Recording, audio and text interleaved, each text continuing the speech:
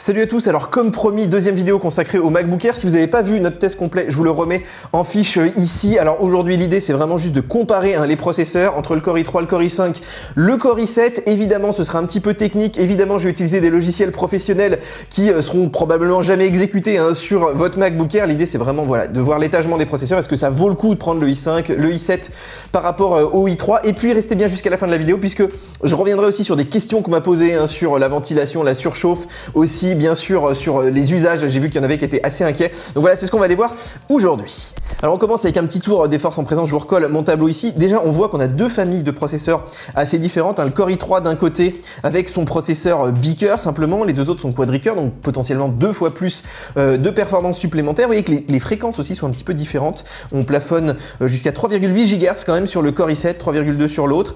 Et puis la mémoire cache, la mémoire qui est située très près du processeur, donc qui est très importante pour accélérer les traitements, jusqu'à 8 mégas sur le Core i7, seulement 6 mégas sur le i5 et puis 4 sur le Core i3.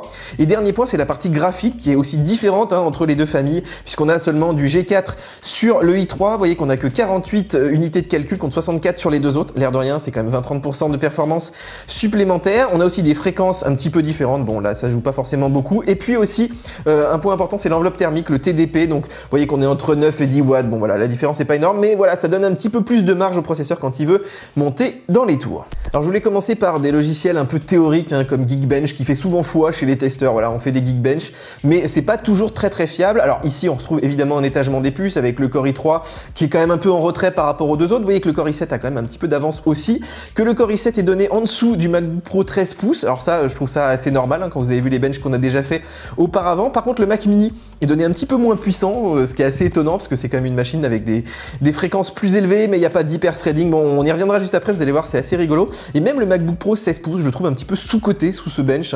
Voilà, il est même pas deux fois plus rapide que notre Core i7. Vous allez voir que c'est pas du tout le cas en pratique. Donc voilà, méfiance quand même avec ces logiciels de bench et surtout quand on voit la différence avec les vraies applications. Alors je voulais aussi vous montrer Cinebench, qui est un autre logiciel de bench qui fait souvent foi, mais là où les écarts sont un petit peu différents. Déjà entre nos trois processeurs, vous voyez que les écarts sont réguliers, alors qu'avant on avait le Core i3 qui se démarquait largement. On a aussi le MacBook Air de 2018 qui est un petit peu plus puissant, il est donné un petit peu supérieur au Core i3. On a aussi donc le Mac Mini qui là vient dépasser le Core i7. Vous vous rappelez avant, il était un petit peu en dessous. Et puis on a par exemple les MacBook Pro, le 13 pouces et puis même le 16 pouces qui se démarquent beaucoup plus de notre Core i7. Là le 16 pouces il est donné ici 3-4 fois plus puissant, compte à peine 2 fois sous Geekbench. Rappelez-vous, donc tout ça juste pour vous dire qu'il faut se méfier de ces programmes. Voilà, ils sont pas forcément très fiables, ils ont une pondération un petit peu différente, ils testent pas forcément non plus les mêmes choses. Alors on commence avec Logic, qui est la version GarageBand pour les pros en gros, et qui demande beaucoup de puissance CPU, qui demande aussi de maintenir ses fréquences, ce qui est un problème ici puisque forcément sa machine est moins bien ventilée, on l'a vu dans la vidéo précédente. Donc là, forcément le Core i3 il s'effondre, il est même plus lent que le MacBook Air 2018. J'étais vraiment surpris en voyant ça, donc vraiment à éviter si vous faites de la musique. Les Core i5, Core i7, ça va, on va dire que voilà, ils se maintiennent, ils sont autour de 30 pistes, mais ils sont quand même 2 fois plus lents qu'un MacBook Pro 13 pouces. Ça peut vous faire réfléchir si vous faites donc de la musique. Et puis notre Mac Mini, vous vous rappelez, qui était donné au touche-touche avec le i7, là aussi il est largement supérieur alors qu'il n'a pas d'hyper threading, mais il a des fréquences quand même assez élevées. Donc voilà, tout ça vous fait quand même relativiser sur l'étagement des puces et surtout ça nous montre bien que si on veut vraiment de la pure performance CPU, il faut prendre un quadricœur et de préférence quand même le i7 qui a une petite avance l'air de rien. Alors on passe maintenant à Final Cut Pro. Donc voilà, si vous faites du iMovie, du montage vidéo, c'est intéressant puisqu'on a besoin de performance CPU et GPU combinées en même temps. En plus ici tout est au même endroit, tout travaille, tout chauffe en même temps. Et vous voyez que bon, notre Core i3 est toujours à la rue, mais il est quand même plus rapide que le MacBook Air de 2018. Ouf, il est sauvé, je pense, par la partie graphique qui cette année est quand même un petit peu meilleure. On a aussi un énorme écart entre le Core i3 et le Core i5 cette année, forcément le quad-core. Entre le i5 et le i7, c'est quand même un petit peu plus mesuré, mais le i7 reste devant, c'est quand même intéressant à noter. Mais on est plus lent qu'un Mac Mini d'entrée de gamme. Voilà, c'est quand même assez amusant, même si on n'a pas l'hyper threading sur le Mac Mini, mais les fréquences élevées, c'est quand même assez important. Et puis je vous ai mis un petit graphe aussi des exports. Vous voyez que ici notre Core i3 est plus lent que le Core i5 de 2018. Moi j'ai l'impression qu'on a régressé un petit peu sur l'encodage, notamment H264. Et d'ailleurs je vous ai comparé le MacBook Pro 16 pouces là dans le graphique, puisque vous voyez que les écarts sont pas si énormes avec cette machine qui est pourtant d'un rang largement supérieur. D'habitude on est 3-4 fois plus rapide, mais là en fait c'est l'encodage qui se fait sur la puce Intel. Donc voilà, on rejoint un petit peu les puces qui sont dans notre MacBook Air.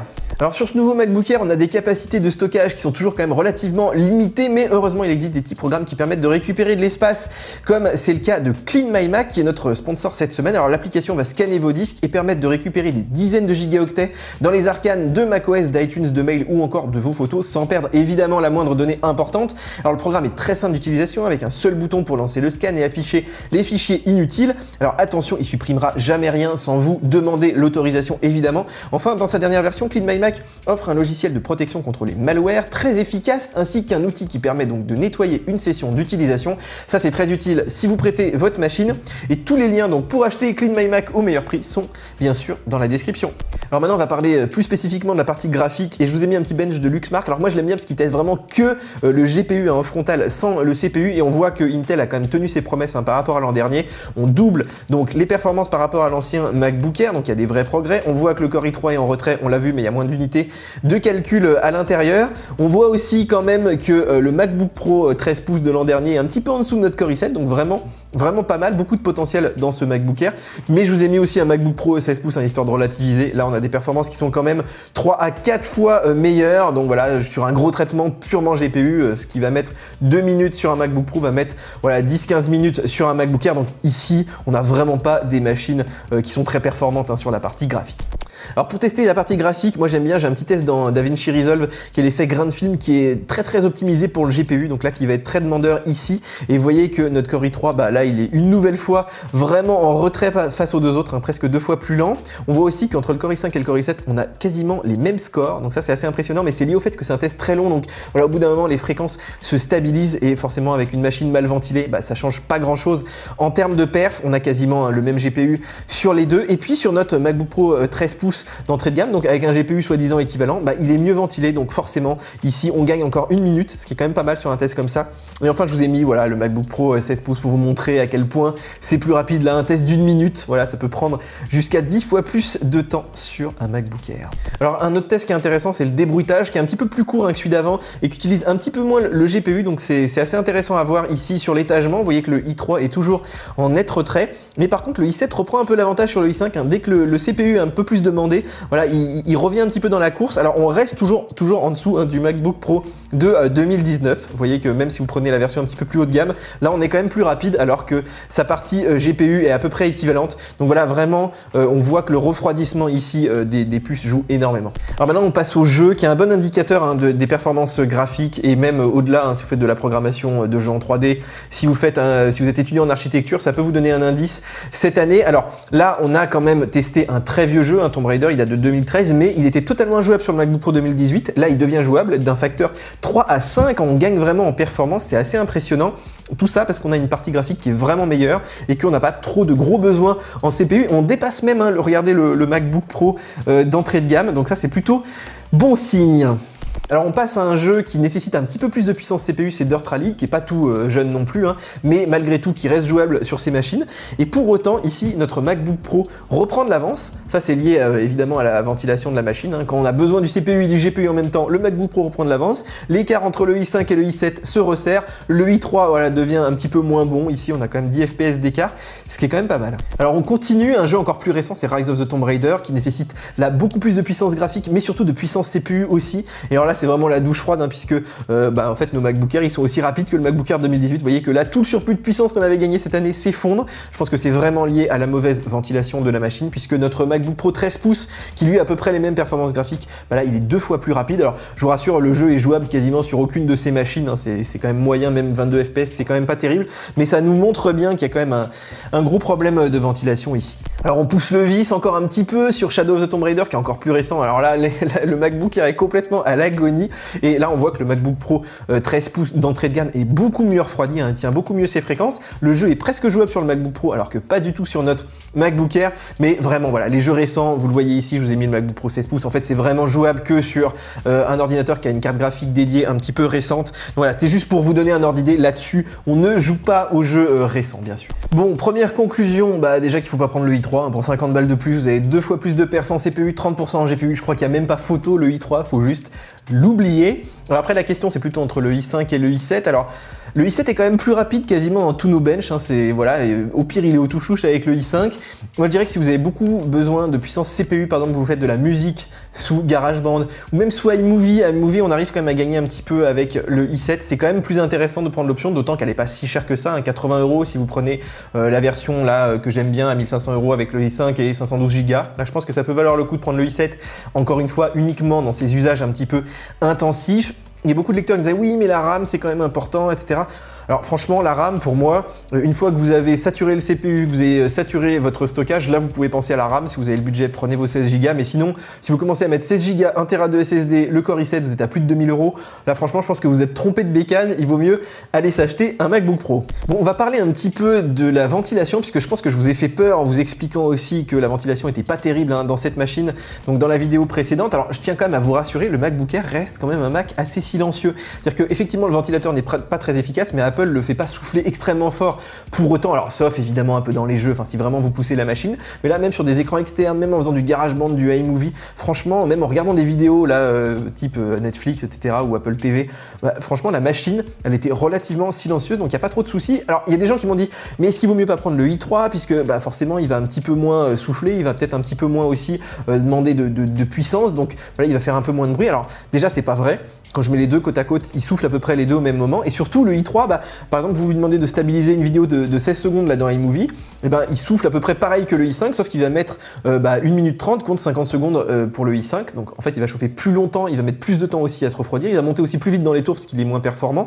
Je vous redonne un autre exemple, un export 4K de vidéo iPhone là, de 2 minutes 40 sous iMovie, bah, ça va mettre 5 minutes et des brouettes sur le i5 et plus de 7 minutes sur le i3. Donc là encore, si vous avez un beaker, il va chauffer plus longtemps, il va faire du bruit plus longtemps. Donc pour moi, il n'y a vraiment aucun intérêt à prendre ce i3. Il faut surtout pas flipper, hein, je le redis, de cette ventilation. Cette machine reste quand même globalement assez silencieuse. Voilà, donc on a lancé un film sur Apple TV depuis un petit moment. Vous voyez que les fréquences sont assez stables et la machine est hyper silencieuse. Je vous fais écouter. Voilà, donc là on a un rendu sous iMovie depuis un petit moment, la machine est à 100 degrés, donc hyper chaude.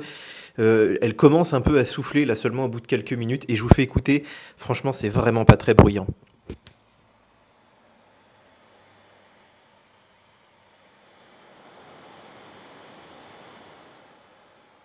Voilà, donc là on est dans Dirt Rally, donc un jeu qui est assez gourmand. Et alors là par contre vous allez voir, ça fait beaucoup plus de bruit.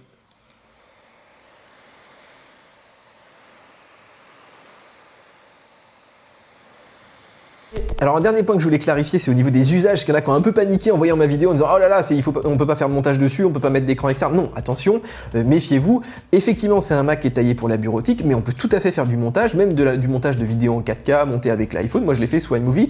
Il n'y a pas trop de soucis. Vous pouvez faire de la programmation. Là aussi, ça marche quand même relativement bien. Vous pouvez jouer à des vieux jeux, on l'a vu, Tomb Raider, Minecraft, les Sims, ça va fonctionner. Mais par contre, si vous avez besoin de puissance 3D sur des jeux récents, sur de la 3D, sur de la programmation Unity, si vous voulez jouer au dernier Tomb Raider, là, la machine n'est pas du tout adaptée. Et même chose avec les écrans externes. Vous pouvez tout à fait brancher un écran 4K pour faire de la bureautique, ça va très bien fonctionner. La machine va un petit peu chauffer, mais je dirais que c'est relativement honnête. Si vous commencez à lancer iMovie avec du montage 4K, là vous avez des petits drop frames qui commencent à apparaître. Si vous lancez un jeu, alors là la machine est complètement explosée. Ce que je veux dire par là, c'est que voilà, elle est largement capable de faire plus que de la bureautique, du montage, de la musique, même du jeu, mais il ne faut pas aller au-delà. C'est-à-dire qu'il y a plein de gens, je pense, qui ont cru pouvoir remplacer un MacBook Pro avec un MacBook Air, ce qui est en fait pas du tout le cas. Mais voilà, c'est pas un Mac qui est cantonné uniquement forcément à de la bureautique, bien sûr. Voilà, j'espère avoir fait à peu près le tour de ce nouveau MacBook Air. En tout cas, si vous avez encore des questions, bien sûr, j'essaierai comme toujours d'y répondre dans les commentaires. Bien sûr, si vous avez aimé, on like, on s'abonne à la chaîne, on met la petite cloche, c'est très important. Et puis, bien sûr, on télécharge nos applications mobiles. Mac Forever, c'est des bons plans et de l'actualité tout le temps, même en ces périodes de confinement. On se défonce vraiment pour vous. Et puis, bien sûr, nous, on se retrouve sur YouTube très bientôt pour une nouvelle vidéo. Ciao, ciao! Aside from my soul.